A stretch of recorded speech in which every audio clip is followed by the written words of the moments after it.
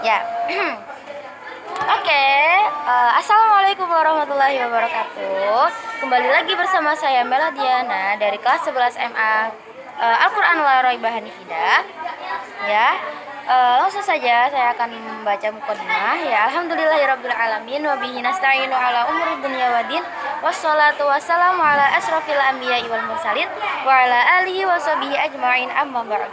Yang terhormat Abi Hanif Umida selaku pengasuh pesantren Supercamp La Raiba Hanifidah, yang saya hormati jajaran pengurus baik pengurus santri putra maupun pengurus santri putri, terutama Mbak Rizky selaku yang mengurusi PTA Imajinasi Hanifidah, dan seluruh teman-teman saya yang saya sayangi, yang saya cintai, dan yang selalu berbahagia. Oke, langsung saja. Pada malam hari ini saya akan mempresentasikan atau menjelaskan pada kitab Al-Faraidul Bahiyah, yaitu tentang kaidah-kaidah. Nah, sekarang sudah masuk ke kaidah kuliah, yaitu kaidah umum.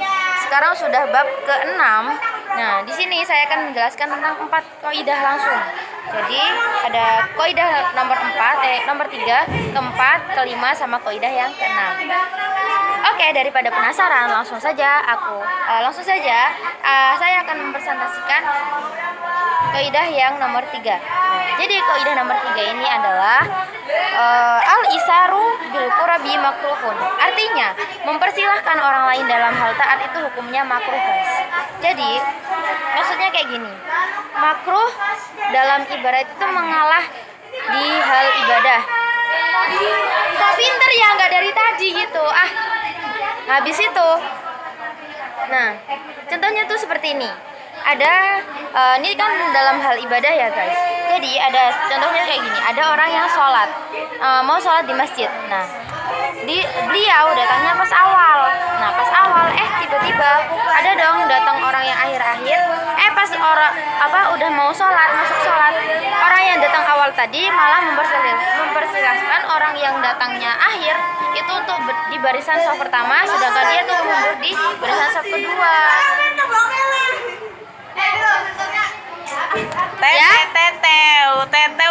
Halo guys.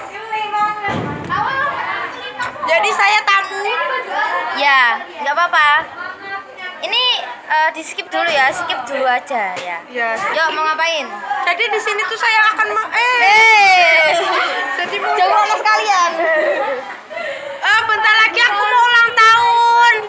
Gitu. Oh iya. Allahu Akbar. TikTok. Terpesona, aku terpesona. Bukan. Kok gitu memandang wajahmu yang manis. Cepetan buat. Dah, selesai ya iklannya. Langsung. Oh ya, tadi orang yang datang awal mempersilahkan orang yang datang akhir buat maju ke saf depan, yaitu namanya hukumnya makruh. Nah, buat apa coba dia datang awal-awal tapi malah mempersilahkan orang lain, nyuruh orang lain buat ke saf pertama, sedangkan dia masuk malah dapat saf yang akhir kan? Nah, itu hukumnya makruh, jadi nggak boleh. Nah, kecuali atau kemiskinan. Di sini contohnya kayak gini. Misal ada suatu musola ya, bayangin aja musola kan kecil. Jadi jamaahnya tuh kadang ya nggak terlalu banyak lah, beda ya kayak di masjid.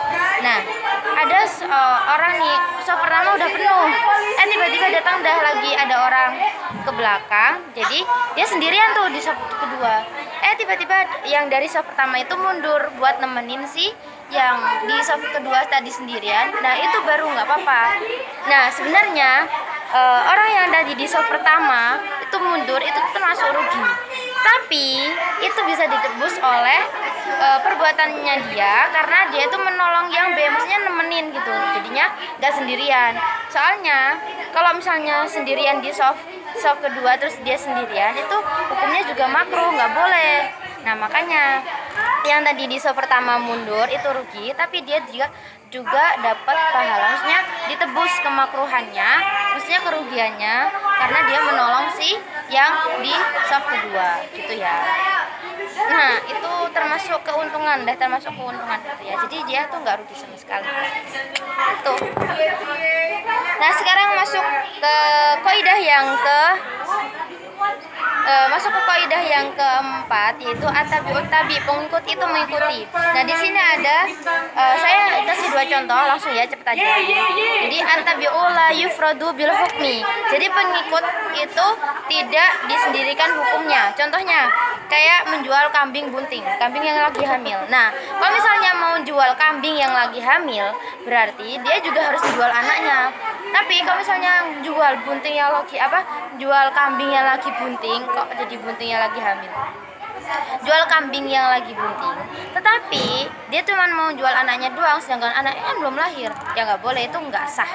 Nah, contoh yang kedua, ini artinya tuh pengikut gugur karena yang diikuti, karena gugurnya yang diikuti. Maksudnya kayak gini, misalnya ada penjual itu kayak ngasih hadiah, barang siapa yang membeli 10.000 itu akan mendapatkan sebuah tas. Terus adalah pembeli datang, si pembeli itu tadi beli sampai harganya itu 15.000. Nah, otomatis kan dia dapat tas. Nggak tahu kenapa ada hal yang mendesak, maksudnya ada hal yang tiba-tiba, pokoknya itu dia harus nggak jadi dapat tas. Nah, itu juga harus pembelinya itu ya harus ngembaliin tasnya yang dikasih tadi, soalnya ya udah, karena pengikut itu gugur karena gugurnya yang diikuti gitu ya. Itu bab kaidah keempat. Sekarang masuk bab sekarang masuk ke kaidah yang kelima. Tasarruful imami ala ra'iyati manutun bil maslahati. Nah, jadi artinya itu kebijaksanaan imam dalam terhadap rakyatnya itu harus ada kemaslahatan. Nah, contohnya kayak gini, masjid yang menghadap, ada masjid jami yang menghadap ke jalan raya. Nah, itu kan bagus ya dipandang. Nah, tetapi karena agama terus berkembang dan jalanan juga semakin ramai, maka si pemerintah itu harus memperluas masjid dan memindahkan jalan raya. Nah, itu tuh demi kemaslahatan bersama-sama gitu ya contohnya. Nah, sekarang langsung masuk ke kaidah yang keenam, yaitu al-hududu tasqutu bis subahati. Jadi tuntutan hukuman itu bisa gugur karena ketidakjelasan. Jadi di sini al-hududu atau kosakata itu had itu adalah tuntutan hukum. Nah, di sini asyubahat itu adalah nggak jelas, nggak tahu apa maknanya gitu ya guys. Nah, contohnya itu kayak gini, salah berhubungan. Jadi ada seorang hakim yang ada salah seorang tuh menuntut temannya karena dia itu karena dia itu berzina. Nah, terus habis itu pas dia dibawa ke pengadilan. Nah, pas dia di pengadilan itu si hakimnya tuh ngomong, kenapa kamu berbuat zina gitu kan. Habis itu yang dituduh tersangka. Nah, tersangkanya tuh ngomong, saya nggak tahu apa-apa. Loh, kok kamu bisa nggak tahu apa-apa? Ya, soalnya waktu itu tuh saya lagi ngadain. Nah, dijelasin tuh kenapa sih kok dia nggak tahu apa-apa. Soalnya dia waktu itu lagi ngadain acara pesta guys, Nah, tetangga kerabatnya itu datanglah semua ke rumahnya sampai malam, ada yang nginep di rumah. Nah, si tersangka itu nggak tahu kalau ada yang tidur di kamarnya. Nah, itu dikira istri, sedangkan lampu kamarnya itu nggak ada, lampu kamarnya itu lagi mati. Jadi ya nggak tahu deh itu siapa, ya dikira ya kan istrinya sendiri. Nah, kalau misalnya kayak gitu, hakim tidak boleh memberikan tuntutan hukum karena ketidakjelasan. Ya udah, berarti nggak boleh ya guys gitu. Oke, cukup sekian dari saya, kurang lebihnya mohon maaf apabila ada salah kata. Wassalamualaikum warahmatullahi wabarakatuh.